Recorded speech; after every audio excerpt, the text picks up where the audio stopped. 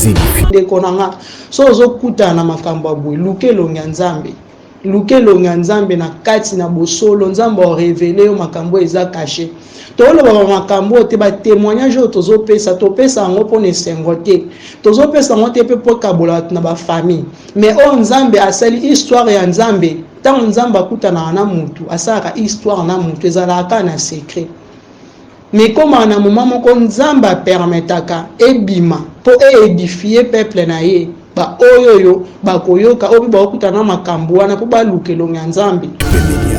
La chaîne qui vous édifie. Donc on a zemi on a complication na zemi on a zemi ane on a complication makasi mwana ana za étoile makasi mwana ana za étoile makasi monde ténèbres zo bundisa ye. Yoko zonka na sérieux te ke o zemi nyonso to ezala nonka mwana mwana ya kala ndenge te zemi ana ta na komi na 8 mois nga na koma anémique na 8 mois na banda ko bima solo ko pola na bima solo ko pola na zemi na nga ya 8 mois na bima solo ko pola na bima solo ko pola na zemi na 8 mois na solo ko pola na ngai wana na koma na makila na 6%. Nzamba zanzambe bien aimé dans le Seigneur. Na kenda na bota mwana na makila na 6%, na bota mwana 3 kg 300. Ok, nga na yebe ke diable suki si wana te, diable a toujours na mission. Yango na yoko tanga bino passage au femme, quelle est ta mission auprès de ton mari? Tu es na passage, tu es na livre Exode chapitre 4 verset 24 25 à 26 bino mo botan ngukuna na ndaku mutu azana esprit pour témoignage nanga eza na basé esprit ya mari de nuit na ya condamnation ya ba famille témoignage nanga basé nango donc témoignage nanga eza basé na biloko na oloba et ce que sala ndeni bana nzambe esali siko ngai tanka mobali moko bien azaki ne pe na pasi te n'époque wana atoko koma témoignage za mulai boye parce que désert nini yake komela biso. La chaîne qui vous édifie. Shalom, shalom, peuple de Dieu, Ezebino, la servante, Sœur Gladys Mambimbi. Tobonde la pototika moment ya témoignage oyo na maboko ya Nzambe tobondeli au nom puissant de Jésus-Christ de Nazareth assis sur son trône soit loué éternel mon Dieu soit loué au Seigneur neko vandi soli suna kiti ya bokonzi na Jésus-Christ de Nazareth na ngonga oyo zala na centre ya message oyo ya témoignage au peuple de Dieu bakoyoka na part na yo édifier bango to pusi mosika o ezo confesser kombo ya Jésus-Christ de Nazareth te ezala ni sans effet au nom puissant de Jésus-Christ de Nazareth. Seigneur zala na centre na biso Saint-Esprit yaka kolobela ngai oyo na kobosana Seigneur Saint-Esprit zala na contrôle ya nyonso. J'ai ainsi prié, je dis gloire et louange à toi Seigneur Jésus-Christ de Nazareth. Amen. Peuple de Dieu, na lisusu nga servante nabino, Sœur Gladys Mambimbi, na ko continuer témoignage nanga, lelo na ko zwa deuxième partie ya témoignage nanga to sukaki place wapi na kendaki na Gabon. Na Gabon sikoyo ezaki ndenge nini na betelaki bino mwanda mbuvi na zaki nango ya loyenge ya babar ya okende ko bina na babar ko mela masanga na saki pimo wa mobulu ebele nde Nzambe yaki ko permettre kokuta nsanga na mobali oya bongiselaki ngai. Mais na moment wana mobali yango pe azaki pe na destiné ya serviteur de Dieu depuis na libuma mama toke vite toke mbang na passage biblique oyo toke na Jérémie chapitre 1er verset nango 5. Avant que je te eu formé dans le ventre de ta mère, je te connaissais. Et avant que tu fusses sorti de son sang, je t'avais consacré. Je t'avais établi prophète des nations. Donc, histoire pe ya mobile nanga, azaki pe depuis libuma maman, parce que na l'âge ya 12 ans, yé abandé déjà ko sambe la batu. Ba malade bande ko bika sko esengela kinini puisque okoma na moment dans nazo ka mwanda mbupe ya yepo témoignage ya muteze ya mutu mais lokwa etozani histoire angwe kota kinanga ensemble yango nazo zwa pe oya yendambo ensengela kini sko faka kutana na mwasi oyo alingaka soutenir ye na ministère siko na modèle angonga na ye tokutanelaka yepe famille pe ederutaki pe chemin azaki pe ka muta masanga cigarette loyenge ngai pe na bavina nga mukolo mususu nzambe yakosala nazalaki na sere moko boye na bande kokende koyede na restaurant na male wana histoire ya gabo ya bacongolaise na bande kokende koyede ye kuna na place yango ayaki kosala ye mpe aye kolia na restaurant ntango aye kolia nazalaki mokolo yango bien aimé dans le Seigneur nazalaka mpe na maquillage te nazalaka na maquillage te nazalaka pe na boucle d'oreille te chaînette te mais nazalaka na pantalon nazalaka na t-shirt nanga suki nanga pe zaki na ba mèche na mutu te tukutanaka bongo asepeli nanga pe ndenge ka bino boyebi ndenge ezalaka bato pe baza na bango na vie ya bonzambe te tokumbanaki ndenge wana aye kosala fiançailles parce que ye vraiment azwaka nga vraiment na sérieux tobala na makambo tu azalaka pe na mwa mbongo ne ndambo na maboko na époque wana po tosala libala mais tellement balwa oyo ezalaki na famille na nga nazalaki moto nazalaki consacré na koye kobala te esalaki ke libala esalamaka nanu te ye mpe na ngambu na ye mpe azalaki mpe moto mpe ya balwa yango nalingi naloba na bana na nzambe nalobi te moto nyonso to azala na histoire lokola ngai parce que moto na mona sa mokili oyo aza na mission na ye oyo nzambe atinda ye na se ya mokili ngai na ngambu na nga mission na ngai ezalaki yango na ye koloba parti oyo femme quelle est ta mission auprès de ton mari eza na bato ebele bandeko basi ebele na olobe bandeko basi parce que naza ndeko na mino ya mwasi ebele bakuta na ba destin na bango na mibali ya vie na bango mais na moment wana batalaki bango na l'air spirituel te bamoneka oyo te nga na kelanda na millionnaire na kelanda mutu na ba jeep na kelanda mutu aza na boy mais pourtant nzambe atindeli yo déjà oya yo na lolenge wana ya zaleli parce que ngata on a bande kokola na zaina liloba mona ndoko loba parce que mutna mutaza prophétesse ya vie na ina prophète ya vie na ye na zaka na langage mona bande ko prononcer mingi na bande ko lobi nga na vie na nga fona souffrir na mobali après mobali soka bongi ako comprendre ngai to kovanda na kimia nga na bande ko yeba te que langage wana zaki déjà lié collé na vie na nga na bande sukolo balikambu moko na bande bangaso na boti na mobali on obota ni mona na ngai liboso ye wana koza mobali na ngai vie na ko continuer na yeti na suka bien aimé dans le Seigneur nga na bande ko mona nazo loba kaka OK maloba ni zaki ba profession déjà na bande ko prophétiser pour na propre destination na destin na propre vie na nga sans le savoir yo le lozo souffrir maloba ni yo loba na monoko na olobango pe mingi obosana lelo okoma koluka gauche à droite mais oyebite oyo lobaka ezaki na esprit oyo esprit de l'air ezwaka déjà maloba na wana ekome ko utiliser ngo nga siko oyo na lobaka ezaka bongo donc okutani na mobile to bandi ko vivre ne to wumelaka te 3 mois kaka na yo koma na zemi avant ko tuna koma na zemi mukolo mobo na ke na marché na biswawa na ke na marché bana Libreville bayebi na Mombwet mutu mobo neti mwa liboma boye edeti batu mo bazaro batu ba vie mwa masanga neti mo mutu ebuja boye amona nga singa bi yo zo zelani po bota ngana olo balanga na zelani na bota yo yebi âge nanga parce que na mboko yo eza na normal bana 12 ans 13 ans ba botaka ngana singa bi yo yebi âge nanga esinga fo bota yo ne ngozana fo de jo bota eleki tango eko leka na banalizango eko leka na eko lala on a déjà nazo vivre déjà ensemble tozo bima déjà ensemble mais to vanda ndako monter na eko mona na eko koma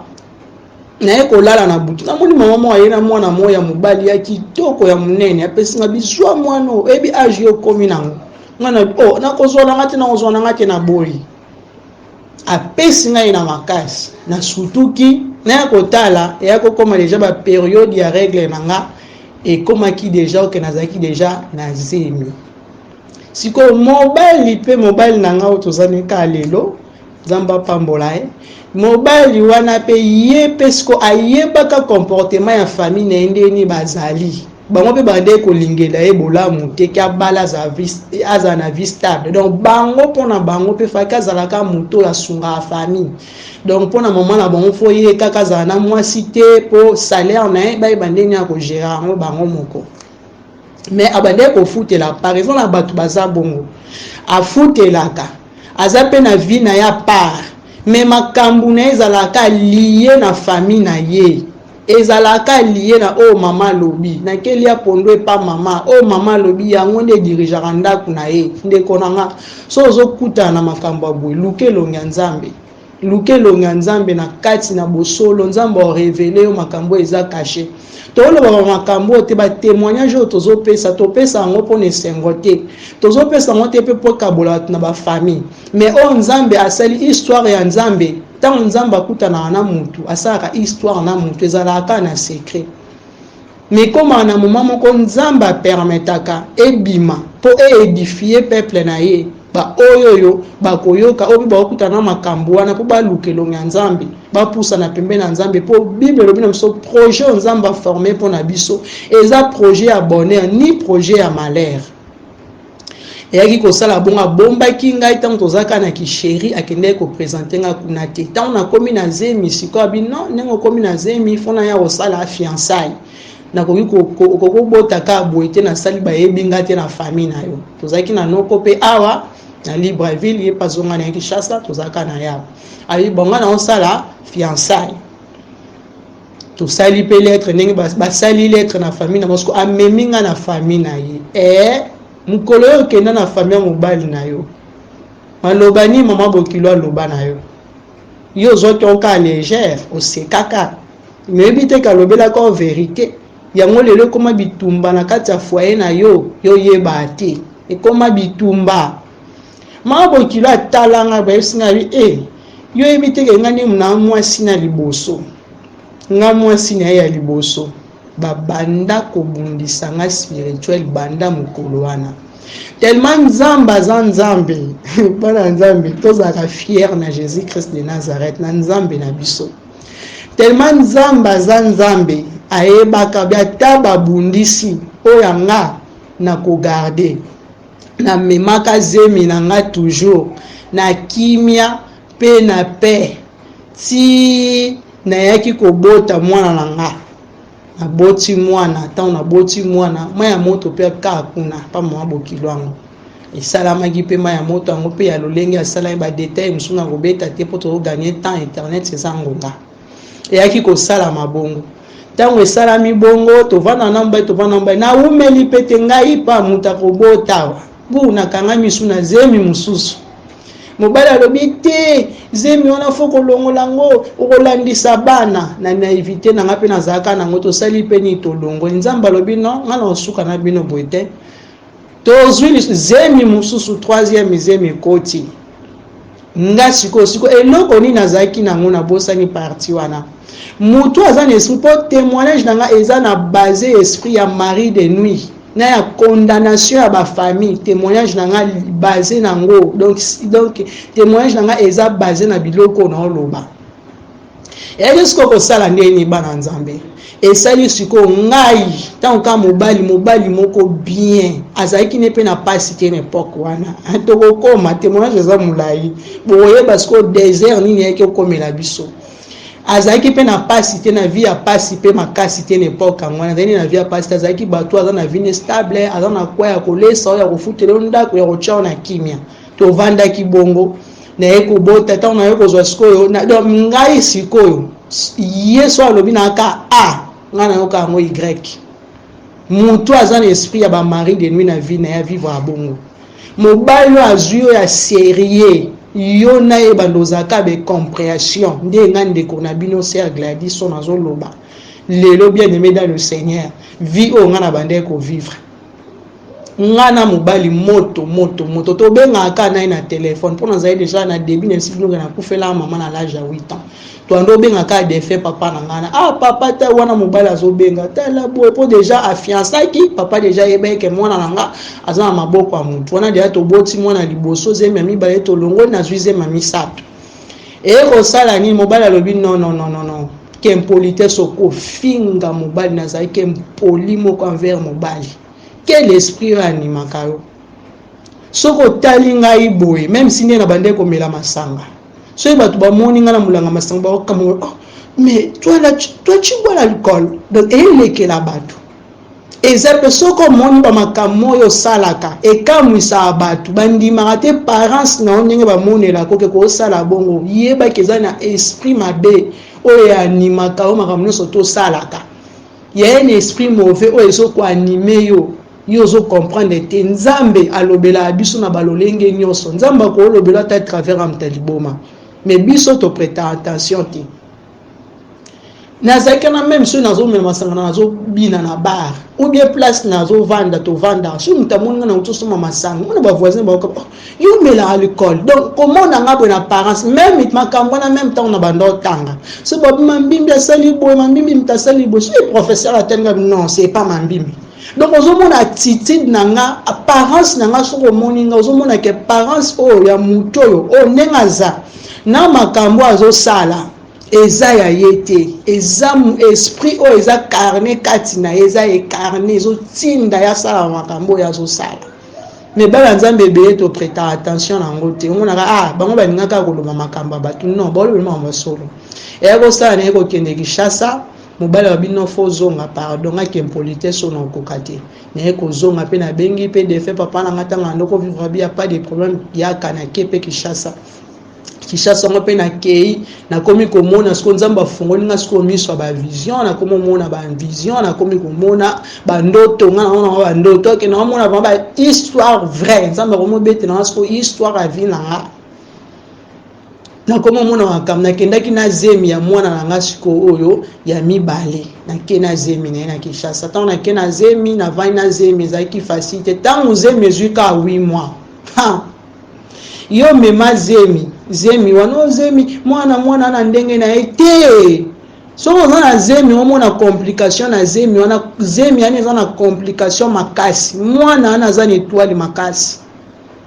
mwana ana za étoile makasi monde ténèbres zo bundisa ye yo ko zonka na sérieux te ke o zemi nyonso to ezala na onka mwana ya kala ndenge ne te zemi ana ta na komi na 8 mois nga na koma anémique